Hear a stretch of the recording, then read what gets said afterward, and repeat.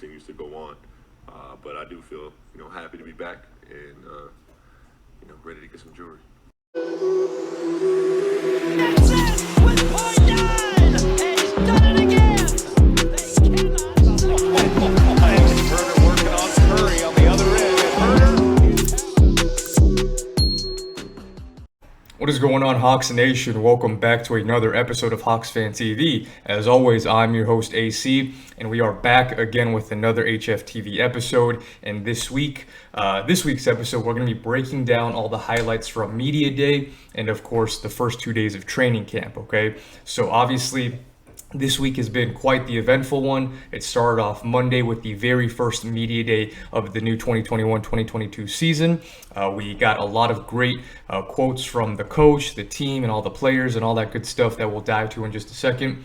Yesterday was the very first day of training camp on Tuesday, so that was pretty much open to all of the media. A lot of the beat reporters and writers got some really great clips of the team and individual players that we'll get to in just a second. And then today was day 2 of training camp, a little less eventful from day 1. It seemed like all the workouts and the practice today were limited access from the media. So we'll get to all of that in just a second here, but we'll go ahead and dive into Monday's action, which was the very first media day, okay? So I'm just going to go into some of my favorite kind of quotes of what we learned on Monday. Again, like I said, we interviewed Coach McMillan. Every single player was interviewed, some longer than others. But we're going to dive to in just a few of my favorite quotes, mainly from Coach McMillan, okay? Coach McMillan, obviously, he had the longest probably presser of the entire team, and he informed us of some really good news. So first one being, he harped on Delon Wright, okay? Obviously, Delon Wright was our big free agent signing this past offseason, really solidifying that backup point guard behind Trey. Now, I've said this in episodes past, but Delon Wright is by far the best point guard that we've had backing up Trey since he's been here. I think Delon is going to be a really great vet for us. I think he's going to play really productive minutes all throughout the season. His size and his versatility is something that's really going to shine bright in that second unit and the first unit. And that leads me to my first quote here. So Nate McMillan, on Delon Wright, he says he loves his ability to play on the ball and the off, and that he's a bigger guard. He's going to lead the second unit off the bench, but also will get looks on the first unit as well. Versatility is something that he harped on all throughout the presser about Delon Wright. Again, 6'5"-ish combo guard, can facilitate, is a really great perimeter defender, can shoot the ball, and just all-around solid player, right? He's not going to do anything that jumps off the stat page at you, although I will say there were a couple of really great games that he had in that 7-game stretch when De'Aaron Fox got hurt for the Kings last year. Also, there was a game earlier in the season when he was on the Pistons where he almost had a triple-double. So, and that was a 20-plus point triple-double. So, he's going to have a lot of really good games for us, in my opinion. And again, that versatility is going to be something that's very useful and beneficial for us. In regards to the Kevin Huerter extension, obviously there was some rumors and some rumblings around Kevin Huerter, whether he's going to get an extension this offseason or not, or he's going to go the John Collins route, play out this fourth and final year, and then basically test free agency in the offseason after this season. Nate says that he has his fingers crossed in hopes of getting the Kevin Huerter extension done soon. So whatever that means, guys, that could be before the start of the regular season. It could be... Well, that's really all it could mean, right? So if he says soon, it has to be before the start of the regular season. Otherwise, we're going to have to wait until next offseason. So I hope that doesn't happen. Hopefully, we lock him up sooner rather than later. I don't want him testing free agency because a lot of teams are going to be going after Kevin Huerter, 6'6", long, lengthy, athletic guard that can play multiple positions, and he's a great shooter. So there's going to be a lot of teams throwing him the bag. So hopefully he stays with the Hawks. We learned that, Bogey, Kev, Clint, obviously, this was news from the Travis Schlenk presser last Friday. But, Coach McMillan basically said that they're going to have limited participation all throughout training camp and in the preseason. That's in regards to Bogey, Kev, Clint, and even DeAndre Hunter. So, Not too surprising given the fact that they are still kind of recovering from their injuries. They're pretty much 90 to 95% healthy, but again, no rush to bring them back. If they're not fully 100% healthy and confident, I don't want to even risk it and rush them back. So if they have to miss preseason and to kind of be limited during training camp, so be it. I don't even care. I just want them 100% ready by October 21st when we whoop on the Dallas Mavericks. Thirdly, Coach McMillan said, "We are happy and excited with what happened last season, but that was last season. The future is now, and it starts tomorrow." Tomorrow being Tuesday, which was the first day of training camp, because remember, this was on Monday. So I love that quote, okay?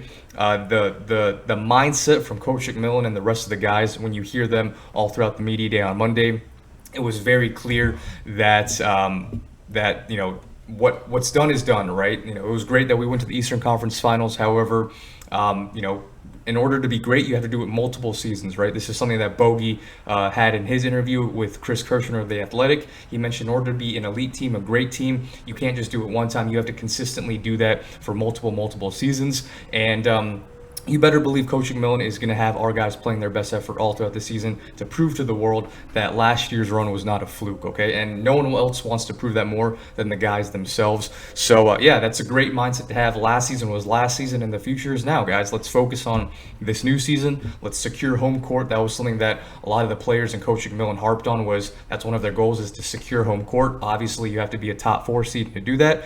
But my sights are higher, guys. I'm looking at a top 2 or top 3 seed versus just a top 4 seed. I think we have the talent, we have the depth, and the coaching to do that. So let's see how it pans out.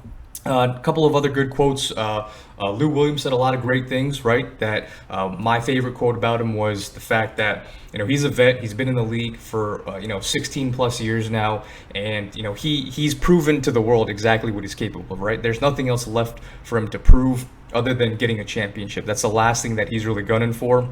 And, he understands his role in the fact that, he's going to do whatever it takes to help this team succeed. So he doesn't care if he plays 20 minutes a night or if he plays 0 minutes a night or just 5 minutes a night. He's a vet and he understands his role on this team, and he truly believes that this team is a championship contending team. That's why he re-signed with us for 1 more year. A lot of folks were harping on him and dogging on the Hawks because there was some speculation last season where if he was traded to any other team not named the Clippers, that he was going to potentially retire. Of course, he comes to the Hawks and we make 2 games away from an NBA Finals appearance. So we're going to run that back and we'll see what can happen. Those are some great things. Again, I'm going to link the full presser down in the description below if you guys want to peep that. Again, it's like 50 minutes worth of content. So a lot of good things that I can't get all into in this episode. So let's move on to the actual training camp recap and highlights, okay? Now, guys, if you follow us on Twitter at HawksFanTV, you will see us constantly tweeting, posting videos, tweets of different reports and things like that we find.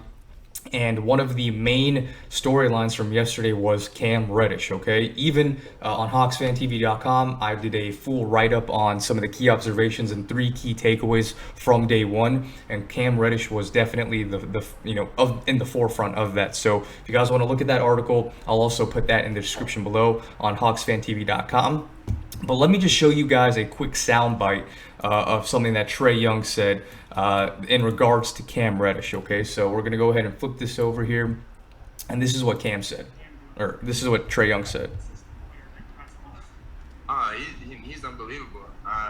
Cam, I tell people all the time, Cam, when he's healthy and he's going, he's one of the best teammates I've had as far as talent-wise, and guys who can do so much on both ends. He can score, he can stop you from scoring. He can do so much for our team.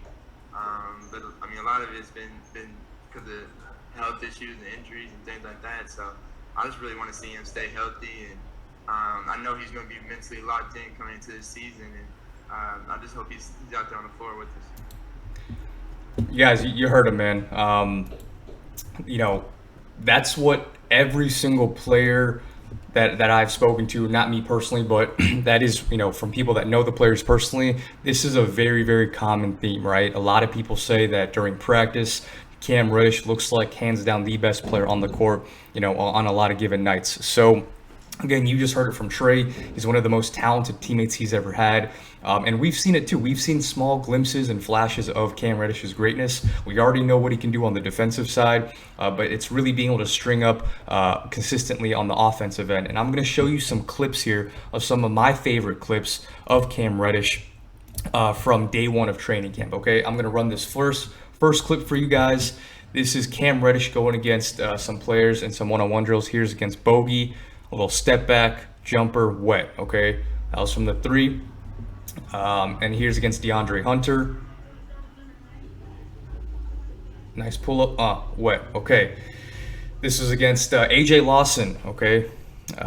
One of the camp bodies. He missed this one, but it still looked good, okay? It still looked good. He comes up short on that, but he hits 2 fluid jumpers over Bogey and DeAndre Hunter. So that was nice. Now, I'm going to show you this other clip real quick. This is the post-up drill that he had against Bogey and also DeAndre Hunter as well. So, looks really good here. Nice little step back Jimmy over Bogey. Wet, clean. Right here again against DeAndre. What's he going to do? What's he going to do? Where is he going to go? Step back on the baseline. Wet.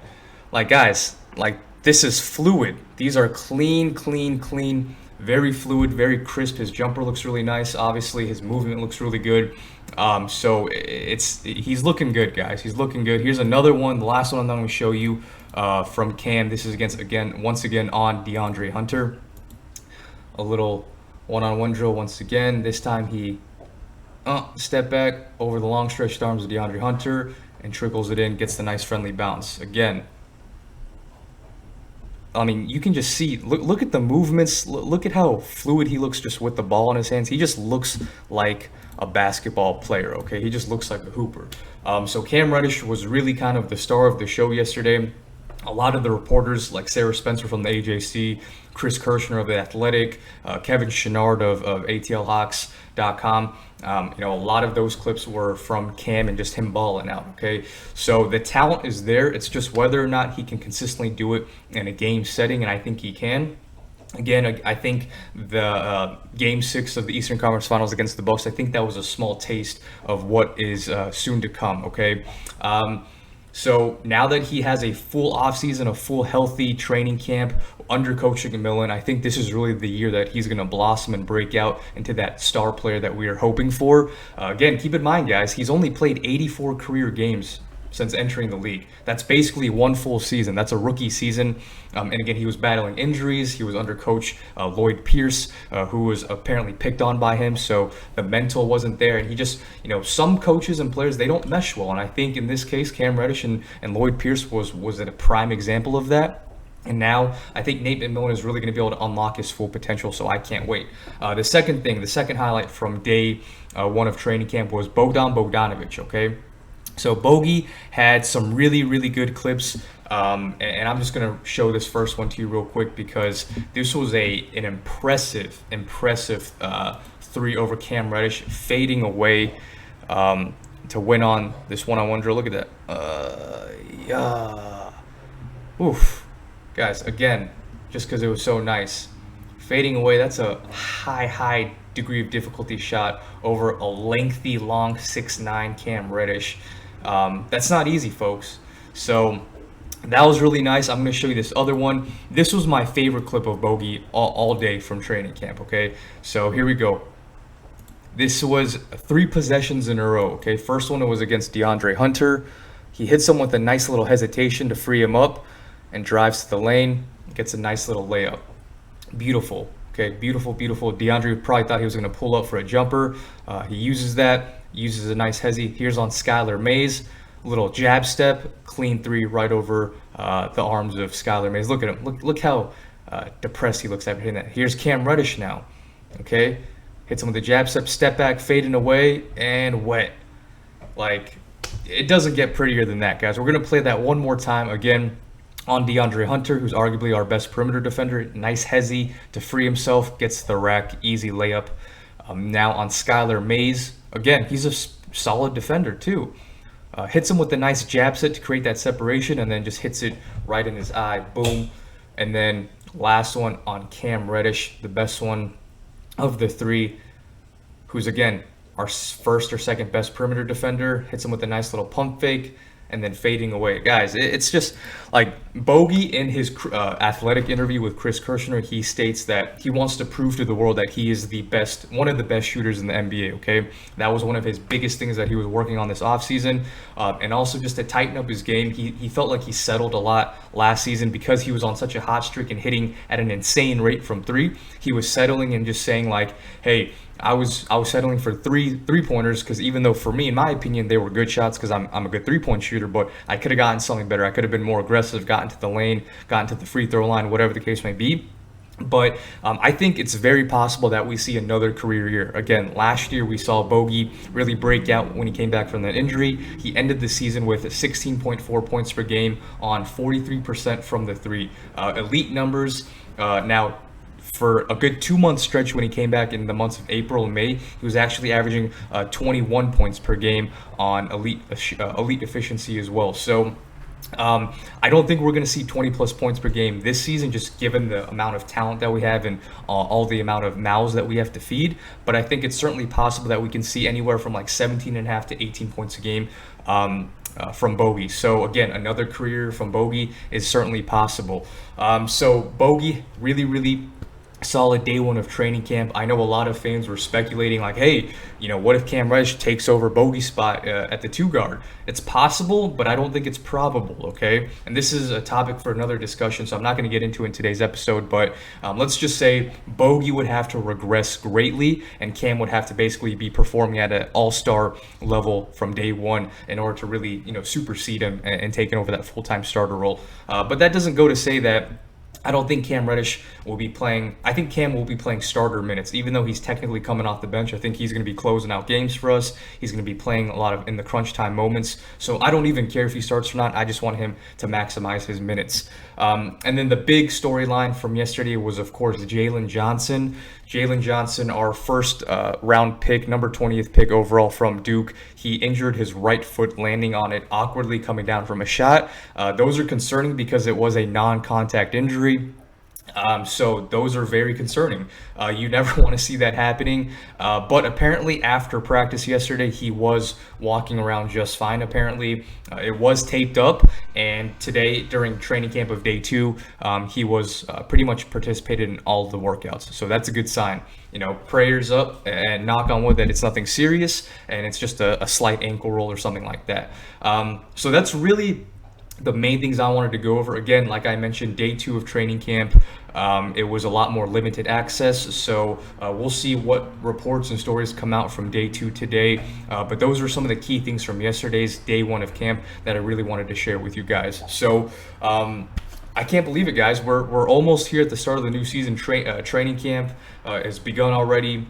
The first preseason game against the Heat is next week. We're only a couple days away from that, so that's really exciting. And we're less than a month away from opening night, okay? October 21st against the Dallas Mavericks.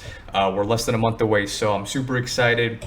I'm also going to be in attendance of the open share care share practice on Saturday night this weekend. So that's going to be open to the fans. Tickets are only $5. I got some. So I'm going to be going, getting some content, going to be scoping out and doing kind of my scouting report of what I see from the players, particularly Cam Reddish, Jalen Johnson, John Collins, and a couple of other those players like that. So I'll be back here this weekend kind of giving you the 411 on what I saw from the practice on Saturday. So guys, that's it for today's episode. If you like Hawks content like this, please hit that subscribe button, give it a thumbs up. It really helps out the channel. And again, once the regular season starts back up again, we'll be pushing out weekly content of all the games and things of that nature. So if you like Hawks content, please subscribe, join the family, and follow us on Twitter and Instagram at HawksFanTV, and check out the website HawksFanTV.com. Also, another announcement. Every Tuesday night, 8:30 Eastern Standard Time, we have a weekly show called The Highlight Factory on Twitter Spaces. It's a live show that we do. If you're not familiar with Twitter or Twitter Spaces, it's very similar to Clubhouse and those audio social rooms. So it's basically a live chat room through audio that you can tune into. And we have guest speakers. Last week we had Alex Bazell, who is Trae Young's skills trainer and coach. This week we broke down Media Day and Training Camp Day 1. The week week prior to that, we had Rashad Phillips talking and giving his breakdown of our Hawks. So we have some really great speakers. We have even more great speakers in store for you guys as well. So if you guys want to be a part of the show, if you want to tune in live, follow us on Twitter at HawksFanTV.com, or not .com, at HawksFanTV, and join the show every Tuesday night, 8:30 Eastern Standard Time. So that's going to be it for today's episode. Thank you guys so much for watching, and let's go Hawks, baby.